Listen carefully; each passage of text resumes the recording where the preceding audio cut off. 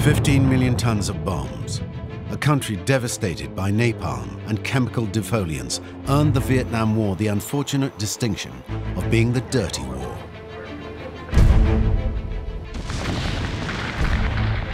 Between 1955 and 1973, American soldiers joined forces with the government of South Vietnam to fight mercilessly against both the North Vietnamese army and the communist guerrilla fighters called the Viet Cong.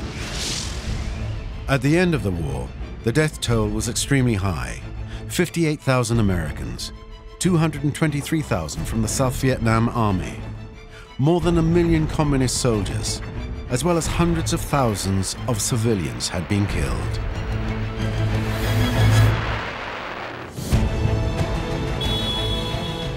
More than 40 years after the war, Vietnam has rebuilt, yet hidden evidence of the conflict is still there, under the earth, testifying to the violent combat that took place. Thanks to field research, to survivors who agreed to tell their stories for the first time, and to computer-generated reconstructions, you will discover the marks that this bloody story left behind. Dead soldiers' belongings, weapons cache, tunnels used by the Viet Cong, unexploded bombs that still threaten the population. These vestiges shed new light on this conflict that marked history. 20 years of terrible fighting that saw the United States and Vietnam embroiled in one of the most devastating wars of the 20th century.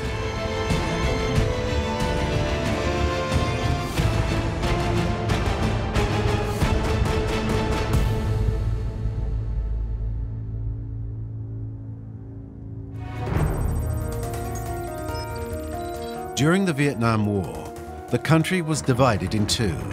In the north, the Democratic Republic of Vietnam, a communist regime founded by Ho Chi Minh and supported by the Soviet Union, with an army of 500,000 men, its capital, Hanoi. In the south, the Republic of Vietnam was pro-Western and allied with the Americans. It had its own army of over 1 million soldiers during the war, its capital, Saigon. The border between the two regimes was considered to be at the 17th parallel. At this point, an area called the DMZ was demilitarized. Fighting raged on both sides of the line throughout the war.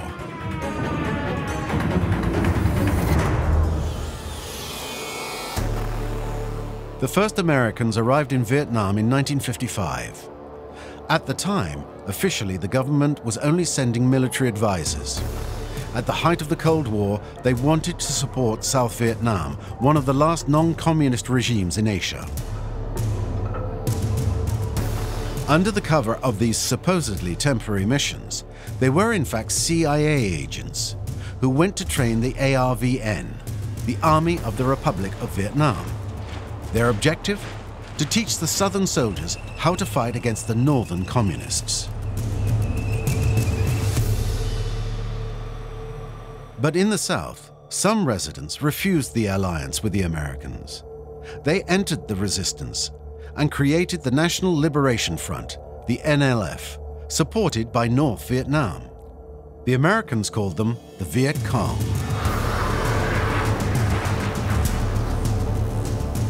In 1961, Kennedy took office and greatly increased the number of troops in the country. The troops had a new mission: organizing search operations to dislodge and eliminate the resistance. But there was a whole other thing that was going on with Kennedy, and that was this idea that the United States was going to start new military programs to cope with small-scale wars. South Vietnam was suddenly like a laboratory. It was like a test case where the Kennedy administration could try out things that it was thinking might help in other similar kinds of situations.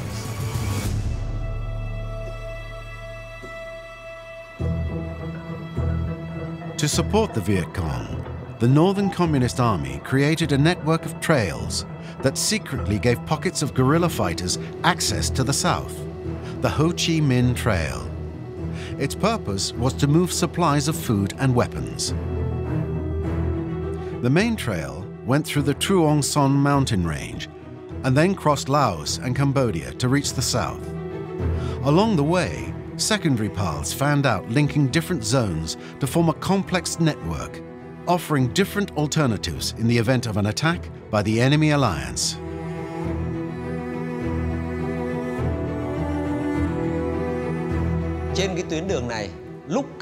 At the height of its activity, 120,000 people maintained the trail.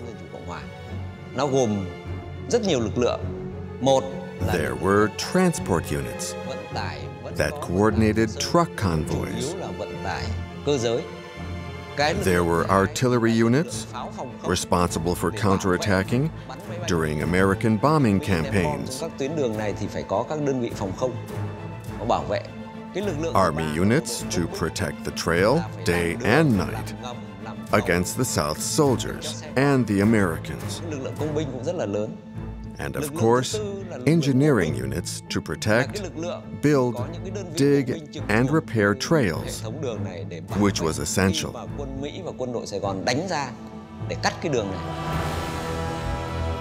The trail descended as far as Saigon to supply the guerrilla fighters stationed near the capital.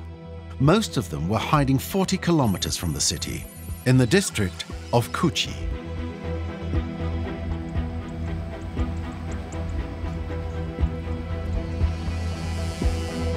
Here, the vegetation seems to have buried all the remains of the war. Yet, an immense network of tunnels built by the communist guerrilla fighters still exists.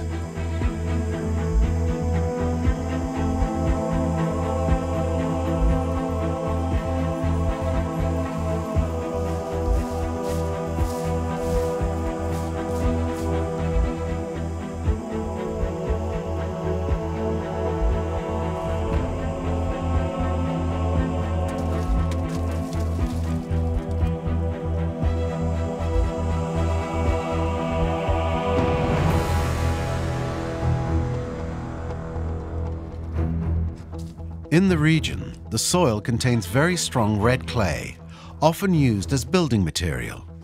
Reinforced with bamboo roots, the tunnels from the war remain virtually intact.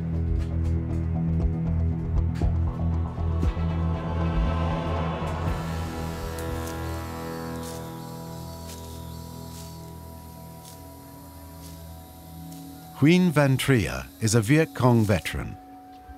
He grew up and fought in Cu Chi.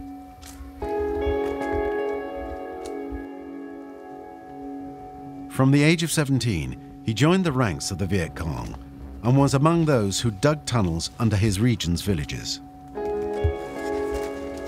We didn't have a digging machine, just our elbow grease. We had to use picks with very small heads because the earth was so hard that if the blades were too wide, they wouldn't work. To remove the soil from the tunnels, we used what we called ki, a sort of flat bamboo basket. Finally, we covered the end of the tunnel with soil to hide the entrance.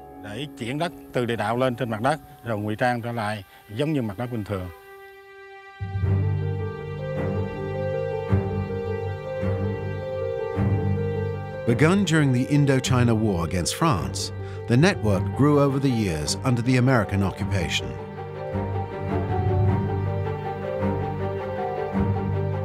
The tunnels had 4 levels. The first consisted of shelters for the soldiers and traps for the enemy. The second, and the most extensive, was 4 meters below the surface and housed the headquarters where they prepared for combat.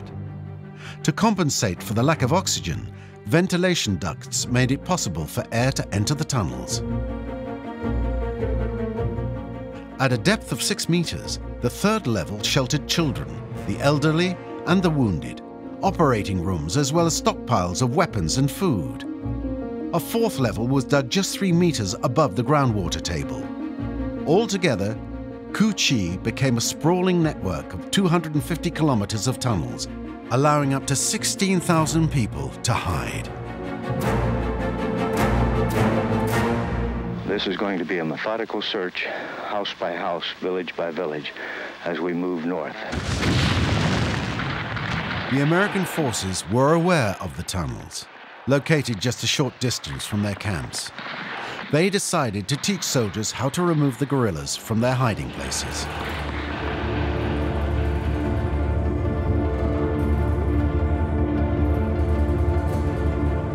The members of this very special unit were nicknamed the Tunnel Rats.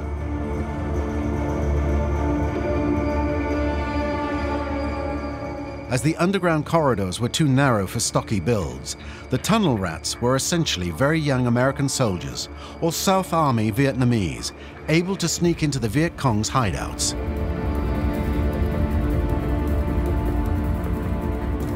They flooded the tunnels, exploded bombs, whatever it took to flush out the enemy.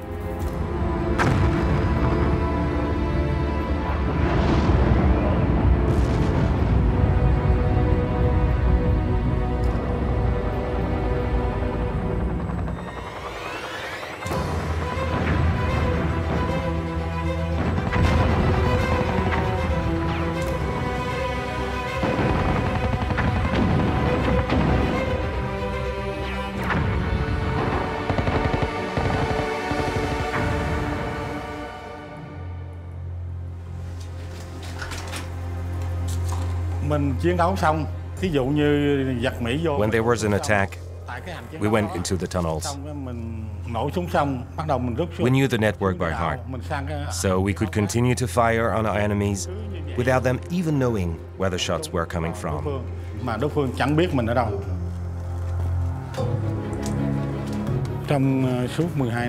We went like this, from one room to another, and we could not be found.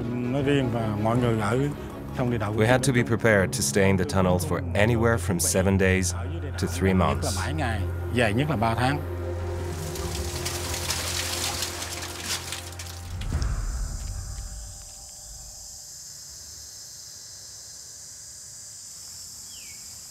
Trained soldiers ready to die in combat, a network of hiding places and ways of moving around camouflaged in the jungle. The communist side had many assets and knew the terrain perfectly.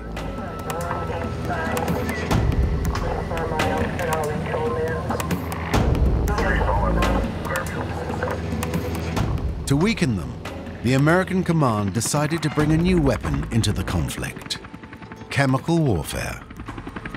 The guerrillas' ability to ambush people and goods moving along the roads was a key problem for the South Vietnamese military. So the Americans had developed a defoliant chemical, and they employed it along the roads to suppress the vegetation. In 1962, the US Army launched Operation Ranch Hand. Their objective was to dump powerful herbicides on the areas occupied by the Viet Cong to cut off their food supplies and clean up the jungle, making the fighting easier.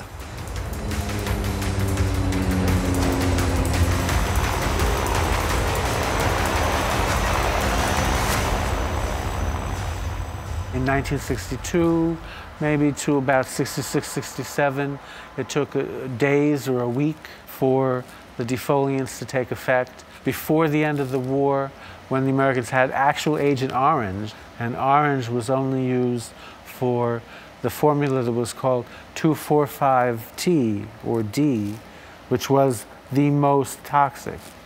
Then 24 hours.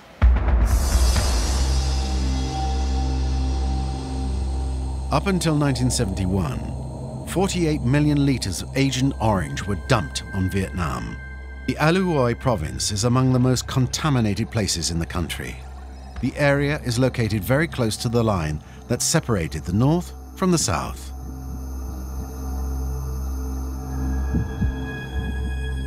Of the province's 1,000 square kilometers, 80% were exposed to US defoliants.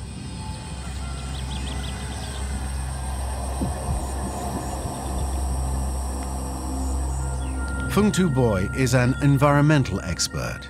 He studies the consequences of this chemical warfare on vegetation. He regularly collects samples from the area to monitor soil contamination.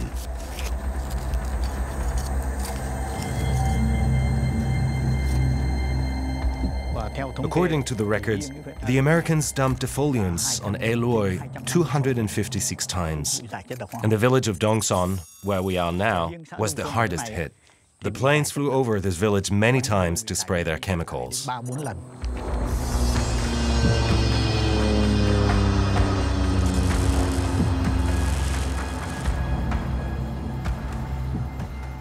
When Agent Orange was sprayed on vegetation, it weakened the stalk of the leaves, causing them to fall at the first gust of wind. As the spraying continued, the trees eventually died. But the Agent Orange formula also contained a poison with long-term devastating effects: dioxin. It traveled down the plants and eventually contaminated the soil. Over time, and because of the rain, dioxin eventually contaminated deep into the soil. Today, the amount of dioxin in the soil is 12 times higher than the maximum allowed for agriculture.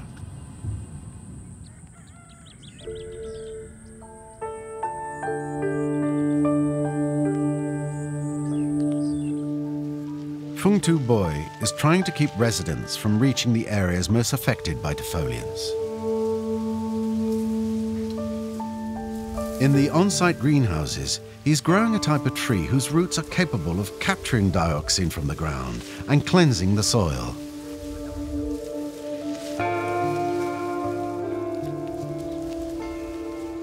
His goal is to restore the past's biodiversity to these forests and to bring back the animals that fled the war and the poison.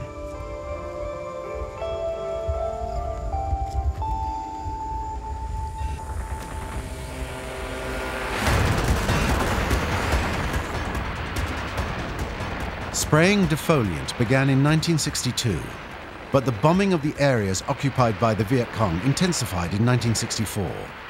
Until then, US forces had officially only supported the army of the South Vietnam. But that year, an event would push the conflict to a new level.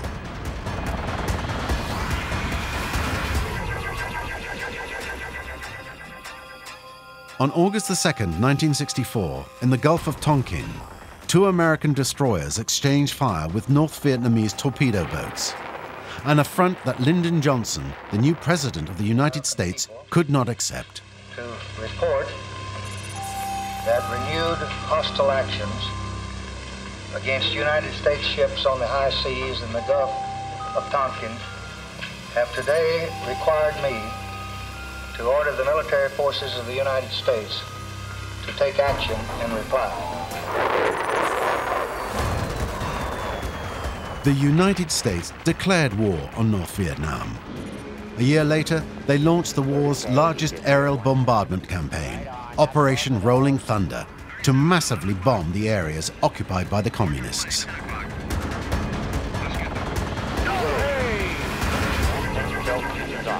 In the Vietnam War, the standard tactical aircraft in the US Air Force, the F-4 Phantom Fighter, for example, could carry a bomb load of 10 to 12,000 pounds. So a fighter plane in Vietnam was carrying the weight of munitions that a heavy bomber carried in World War II. If you look in Vietnam at the B-52 bombers, those B-52s were carrying 30 tons of bombs. Napalm, a gasoline-based product, was quickly added to the list of aerial weapons. Its devastating effects characterize how terribly violent the air campaigns in Vietnam were.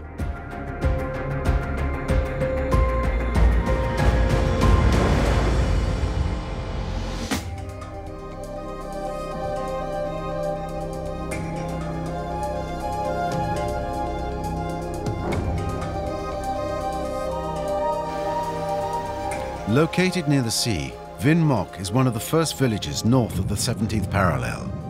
the South Vietnamese army and the Americans attacked it by land, sea, and air.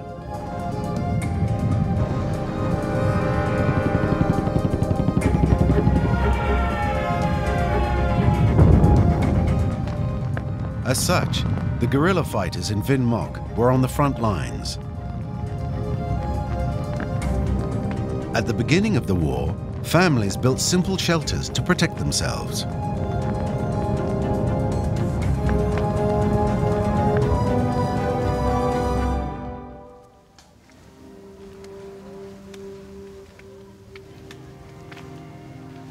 Ho Phan Trium was 20 years old when the first bombings began. There were several types of shelters. I lived in this one.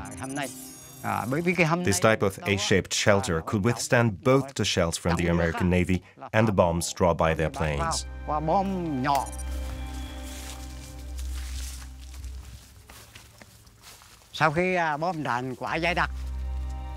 When the bombing became more and more intense, this type of shelter was no longer appropriate.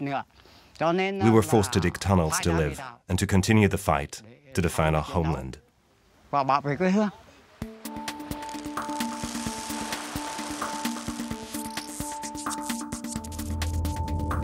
Inside this cliff, the residents dug a network of tunnels 2 kilometers long that connected the beach to the village. The ocean wind that entered could rise to the surface, ventilating the underground village.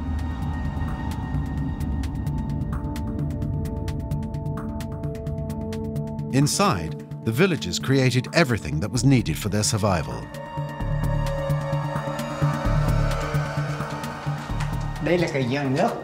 This is a well. During the war, we could not go out to get water, so we came to draw water here.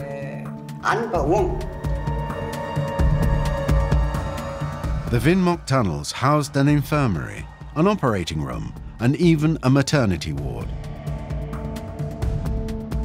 Between 1965 and 1973, 17 children were born in the tunnels.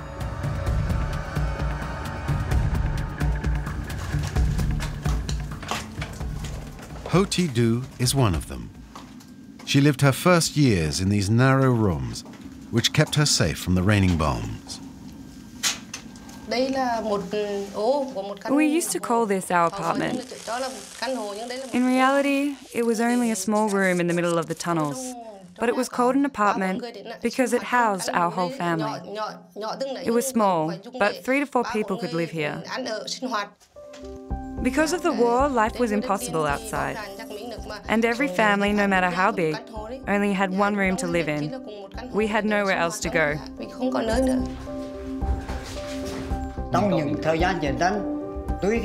Despite the war, life in the tunnels was very interesting. I know it must seem unbelievable, but actually we were all very happy. There was a strong solidarity between us. We shared every small fish, every grain of rice. We also shared our potato or cassava crops if there were any. We ate together and fought side by side.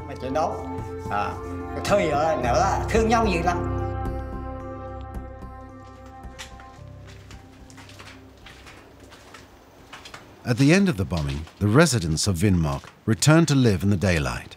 But above ground, the war had completely devastated the region.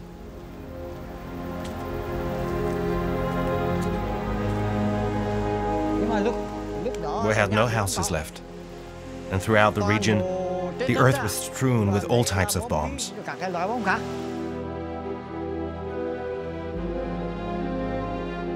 At the end of the war, the residents resumed their daily lives, but now with the constant threat of exploding mines still hidden in the ground.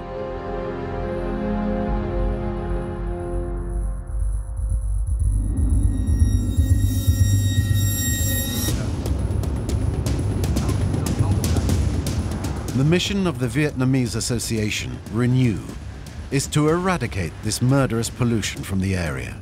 Its teams work to neutralize the bombs, mines and rockets that remain in the ground.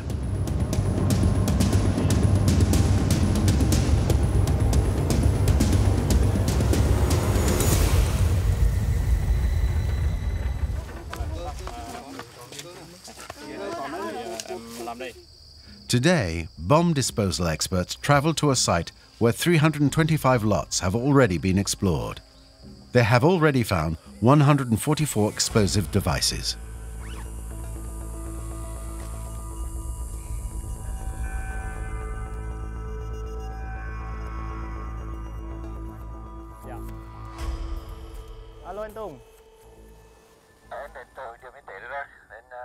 It only takes a few minutes for the team to detect an explosive device.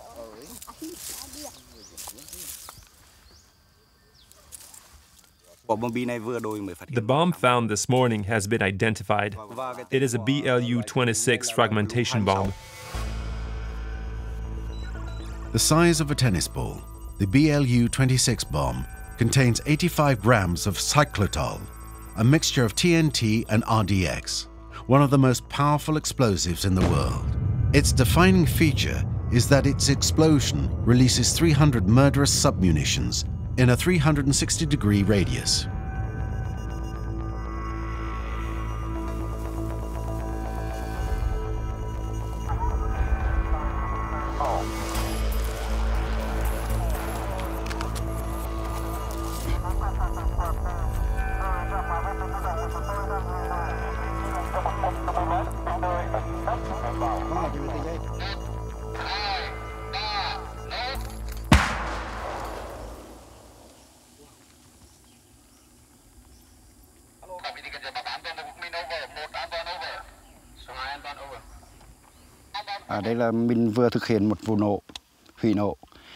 You can see here that when it explodes, it projects all these little pellets everywhere. It's very dangerous. It's deadly. Here, we are in a field farmed by peasants. It's really very dangerous. It's an extremely sensitive bomb. It explodes immediately, as soon as it's touched. Among the other explosives frequently found by bomb disposal experts is the Mark II hand grenade, whose detonator is blocked by a simple pin. Once removed, the safety lever can be lifted, and then the grenade explodes after a few seconds. The bomb AN M47A3 is dropped from a plane. On impact, it delivers 33 kilograms of phosphorus. The explosion releases extremely powerful white corrosive smoke.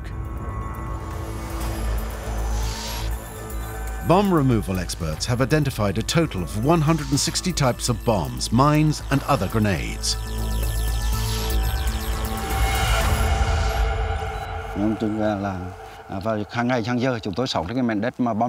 Here, it's part of our daily lives. We hear explosions all the time. As soon as you hear a noise, everyone goes out.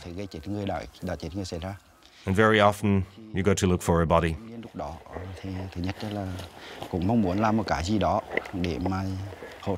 We young people think that we can contribute to make this land safer. But it's true that it's a job where you can die every day. You leave in the morning without really knowing if you'll return in the evening.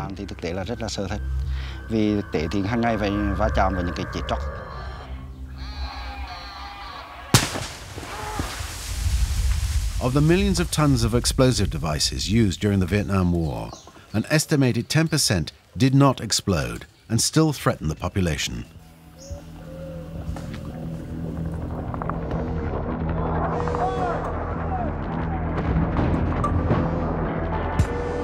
The Americans carried out more than 300,000 aerial campaigns to try to win the war as quickly as possible. But in 1968, after 3 years of intensive bombing, a totally unexpected event tipped the war. Much to their surprise, the Communist Alliance launched its greatest attack, the Tet Offensive.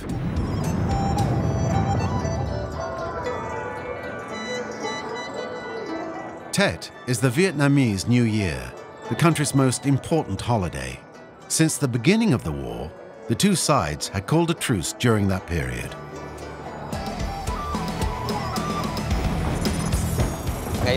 On January 30th, 1968, when the Tet Offensive was launched throughout South Vietnam, it was a perfectly prepared operation.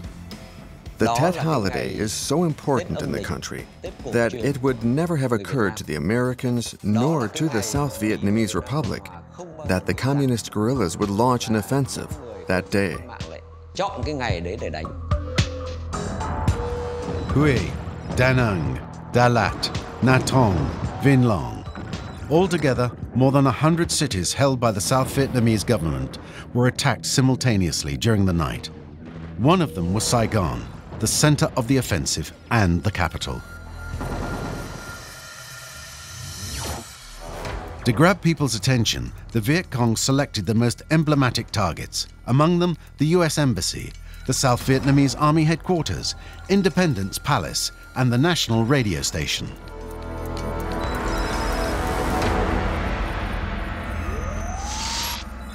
Weapons for the offensive were transported over the Ho Chi Minh Trail from the north to the Cu Chi tunnels. They were hidden in trucks transporting food and brought into Saigon.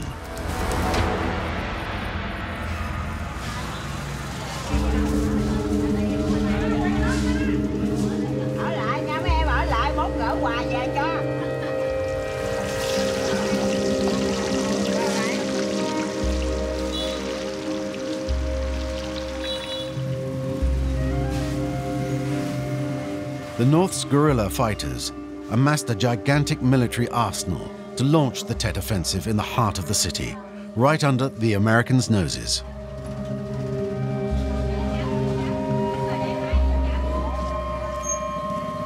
One of the biggest weapons cache in Saigon was in the Tran family home. Almost 50 years after the battle, their son had preserved this historical landmark to the guerrillas in its original state.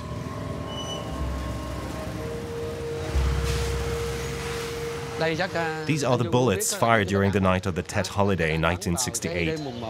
Commando Unit No. 5 left from here to attack Independence Palace. During the offensive, the South Army soldiers discovered the commando's operations center. They launched an attack on the house. They were sure that there were explosives inside.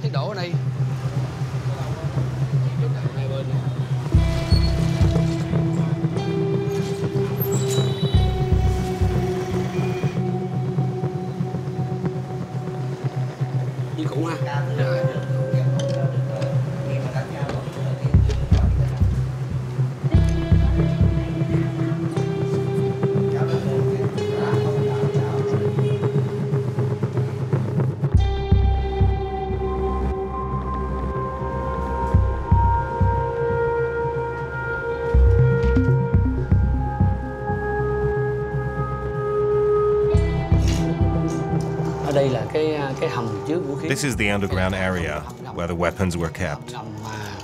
Behind it, there is access to the city's sewer system. In case of a problem, you could either escape through the sewer system or fight on site. Look, these are grenades. These are American, used against the Americans. These came from the Soviets. And these are Chinese. That's an AK-47. Its cartridge clip is still intact.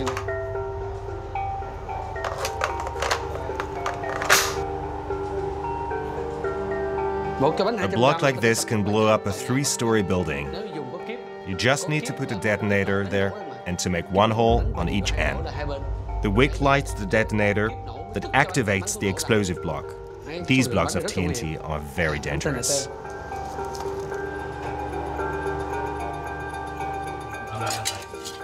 In total, 3 tons of weapons were stored under the Tran family home, all intended for the Tet Offensive in Saigon.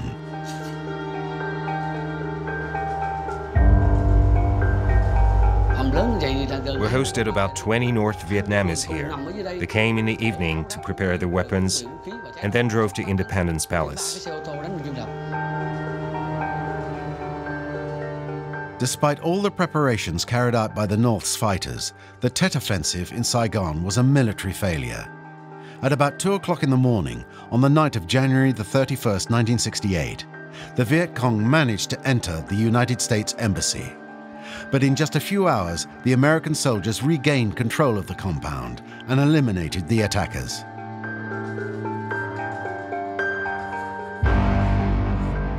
From a military point of view, the Tet Offensive was a defeat for the communists, but their determination grabbed people's attention.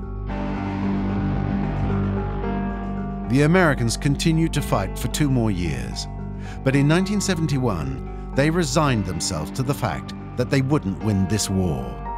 Their soldiers gradually withdrew from the country. At the same time, they agreed to negotiate with the Hanoi government in Paris. They needed to leave the Vietnam War to the Vietnamese. 17 million people of South Vietnam have the right to choose their own government without outside interference. On the ground, the North Vietnamese army wanted to strike an impressive blow. In March, their troops entered the southern part of the country. The United States decided to return to protect its former allies. Their bombings forced the North to retreat. Both parties had already begun to negotiate, and the United States had agreed to withdraw from the country without the Northern Army having to leave the South. But they began to demand that the North Vietnamese army withdraw their troops. On the Hanoi side, that was not acceptable. That's why the United States played the last card they had left, striking Hanoi.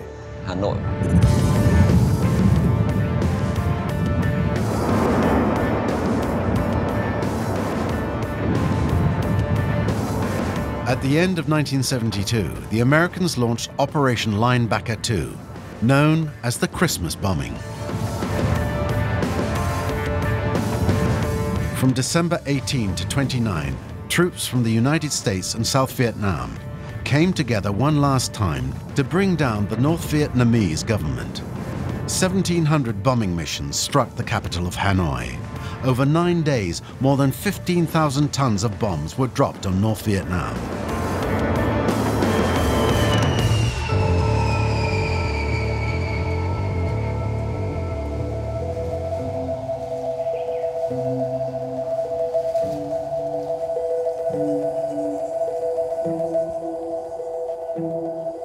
Phung Tu Boy is in the gardens of the Center for Assistance in Nature Conservation and Community Development in Hanoi. During the war, he worked there as a researcher. At the time, he was 22 years old.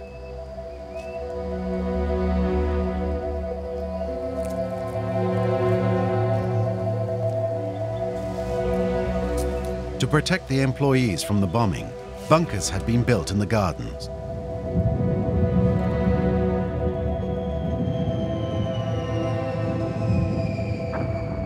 On that day in December 1972, when the bombs began to rain down, Phung Tu Boy and his colleagues came to take refuge here.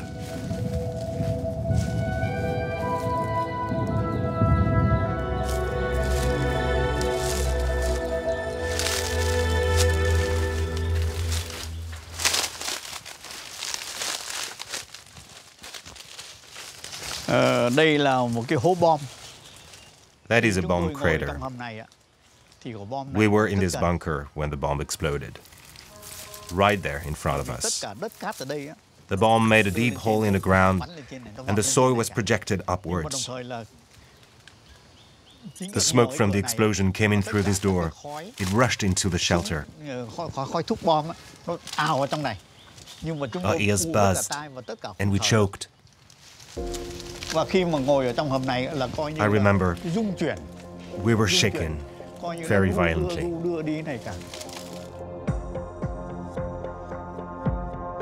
In the center of Hanoi, the bunkers were built to accommodate only one person. The bunker Phung Tu Boy and his colleagues used was much larger. Up to 20 people could take shelter there. Its 2 entrances allowed the smoke from an explosion to evacuate quickly, thanks to the ventilation system.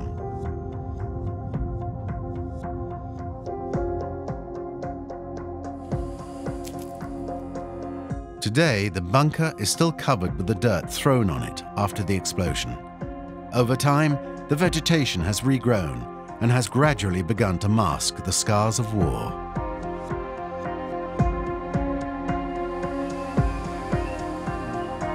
In the gardens, the bomb craters have been transformed into fish ponds.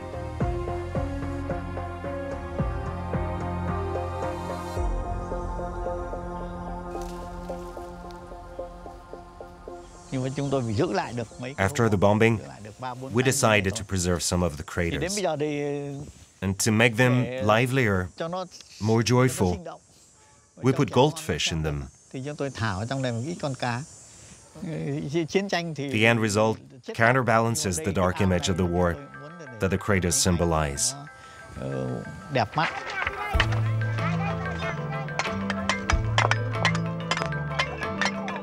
The American bombing of Hanoi killed 1,600 residents. But the North Vietnamese Army's air defense managed to bring down over 80 American airplanes, including 16 B-52s. These were new losses that the United States could no longer accept. The Christmas bombing would be their last offensive in Vietnam. Nixon's government asked the Northern Vietnamese Army to return to the negotiating table. On January the 27th, 1973, the Paris Peace Accords marked the end of America's participation in the Vietnam War. The American soldiers left the country. Prisoners of war were released, and the North and South were supposed to respect the ceasefire. But contrary to the signed agreements, the ground fighting continued. Without its American allies, the South was weakened and endured the North's repeated attacks.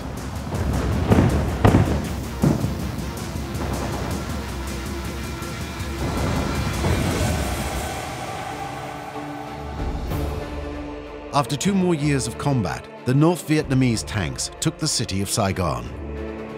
On April the 30th, 1975, the South Vietnamese army capitulated. Vietnam was reunified. Afterwards, the whole country became communist. This radical political shift provoked panic. Thousands of southern Vietnamese tried anything they could to leave the country, to escape the re-education camps or even execution.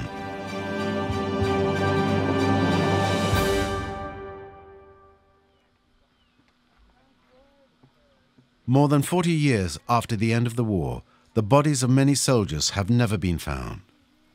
The bodies of 300,000 Vietnamese and 1,600 Americans are lying somewhere in Vietnam. Jesse Stephen is an archaeologist. He works for an agency of the American government responsible for finding the bodies of soldiers who disappeared in combat.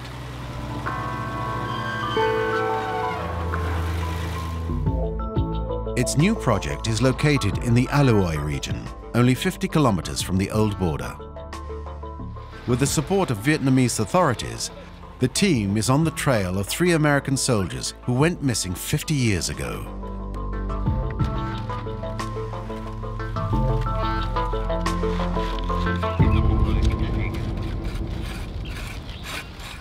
This area is one location where a U.S. patrol set out from the landing zone or the area around it, worked its way up and over this ridge and came down here into this saddle where they were ambushed by a Vietnamese patrol and sustained some losses. In order to find the traces of the missing soldiers, Jesse and his team have to reach the layer that was above the ground 40 years ago.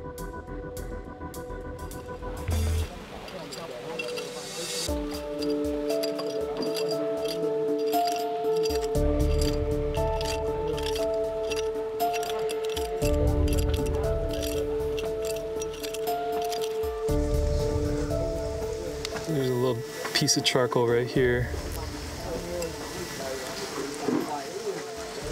It's a nice chunk of wood.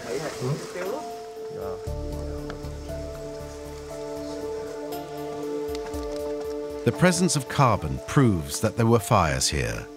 This layer of dark soil was probably on the ground surface during the war. If someone buried someone here, they would be down in this layer.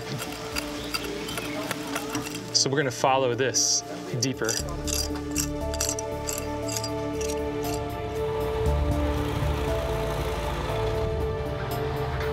The soil is moved to the sorting station, where team members pass each bucket's contents through a sifter.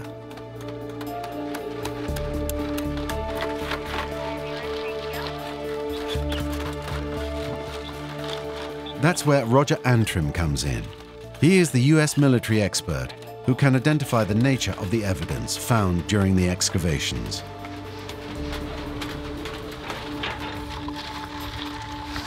Normally on sites we find a lot of bomb frag because Vietnam was most heavily bombed location. You may find a boot, you may find a parachute, some canopy, some survival items. Sometimes you're at a site it's well preserved that you can even still read the writing that's on the Band-Aid wrapper 40 years later, because it's been saturated with jet fuel for the last 40 years, so it just preserves everything. Let's check. We've got this. Yeah, we had that more recent shoe. This shoe from a Vietnamese soldier. If it might be. All the items found will be sent to a lab in Hawaii.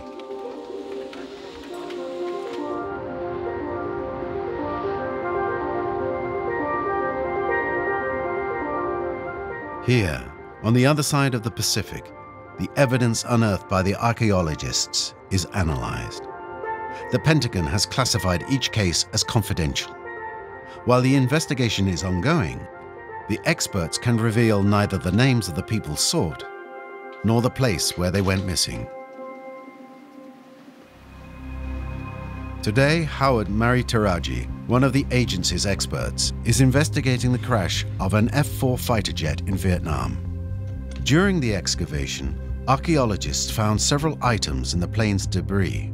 Among them is a shovel that American soldiers used at the time, and a helmet, but also several other items that the expert was able to identify. And in this case, we were able to duplicate one very important piece. Now, this piece is what we call a microphone bracket. And this bracket, there's only one per pilot, one microphone. Having two pieces meant that two personnel, two pilots, two crew members on that particular F-4 were not able to eject. Both of them hit the ground while still in the seat. After analyzing the remains of the pilots' uniforms and equipment, the experts discovered what they had been searching for, clues allowing them to identify the victims.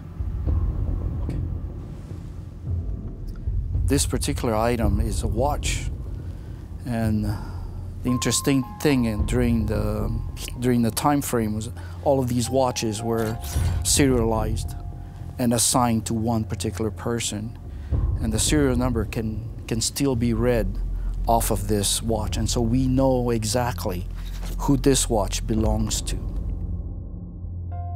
And probably the best gift of all was finding his own dog tags. He was wearing every one of these items on his uniform. And so we treat it with respect, the way it should be, because these are the last vestige of his life. Thanks to the work of the agency's experts, one of the pilots from the crash was identified. The government will speak to his family members first, before they release the information to the public.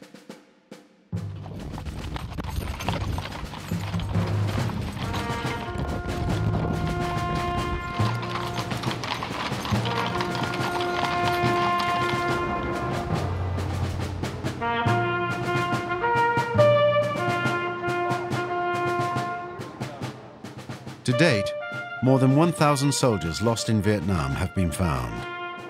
Ceremonies are held to honor their lives when their remains are returned to their families. It's a tribute that shows those who are still awaiting the return of a loved one that the American government will not forget them.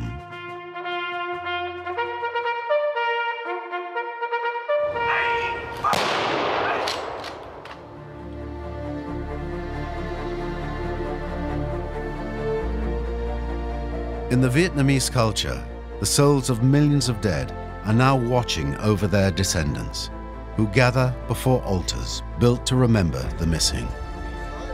Many cemeteries honor the communists who fought for the reunification of the country. In Bien Hoa, the largest South Vietnamese military cemetery was inaccessible and abandoned for many years. Today, the area has been renovated and allows everyone to honor the soldiers. More than 40 years after the end of the conflict, Vietnam is back on its feet and is slowly dealing with its history. Vietnamese people are feeling freer to talk about the long years of combat, which were among the bloodiest of the 20th century. A dirty war whose marks will never be erased.